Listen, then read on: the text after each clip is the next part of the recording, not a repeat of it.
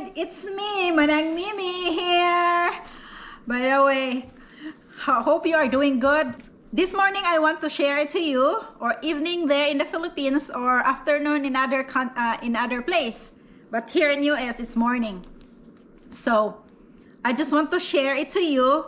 The 7. There are many hobbies that turn into cash, but I want to share to you the hobbies that I already experienced that I earn money. So number 1, how to turn your hobbies into cash. Here's the example.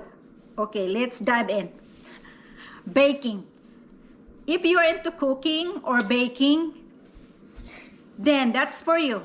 You can bake any, just like for example, for me here, I bake star bread or make shakoy or whatever you like, or donut, because most people, young and old, they like to eat just like me. You bake something, pandesal, especially you sell it in your neighbor, I believe that you earn cash. And then number 2, gardening.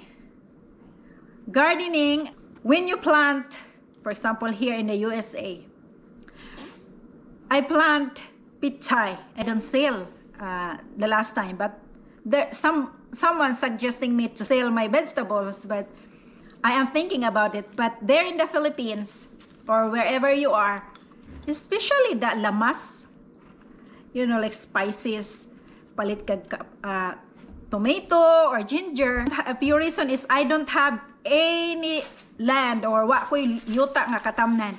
I suggest that if you don't mind, buy empty sacks and put soil inside and plant a ginger. Tested and proven. My mama, nakaginansya siya, oy. Dako pud kuno yang halin. Imagine you buy a ginger or whatever onions. Mahal ba yan na? It adds up. Number 3, sewing. If you are not really a seamstress, but you know how to sew,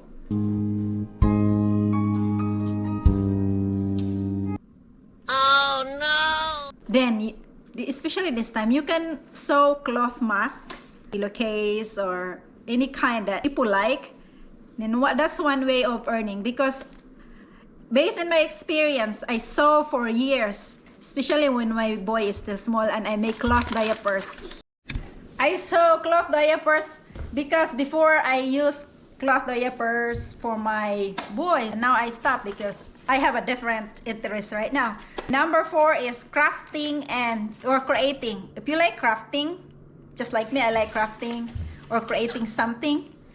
Most people nowadays likes flowers and plants.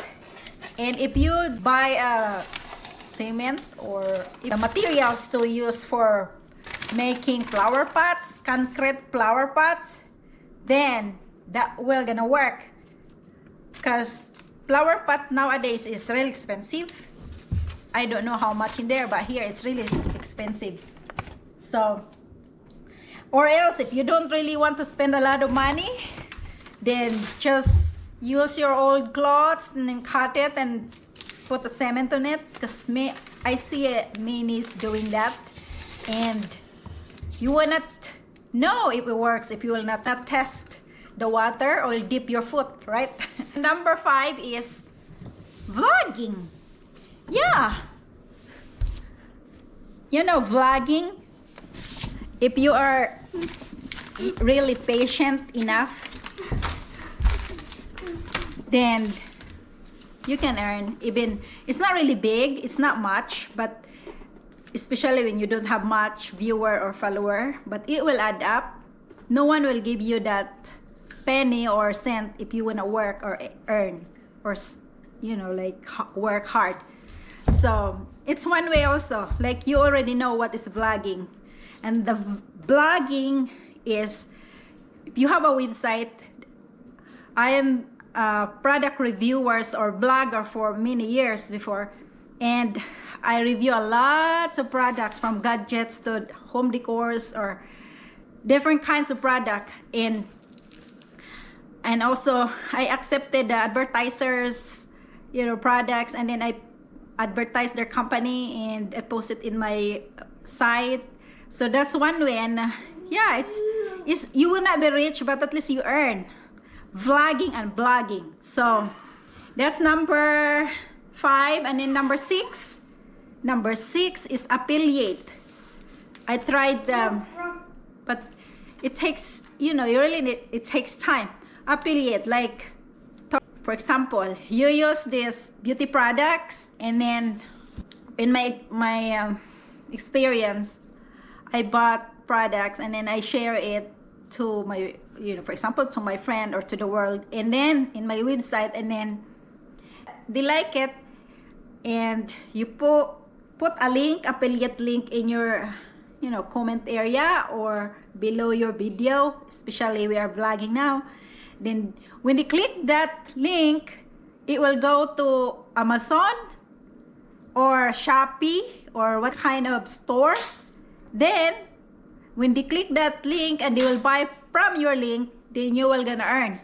That's affiliate. So I tried that too. Though it's a little bit, but it will add up. Number 7, the last one is selling and reselling. Okay, I didn't tell you, I don't know if I tell you, but I sell and resell too. I have stores online, and that's why I earn a little bit. You can sell or resell any kind, like beauty products or any kind that you earn money. You sell or resell, kind of like buy and sell. So yeah, that's 7 piece that turn into cash. So thank you for watching. Bye bye.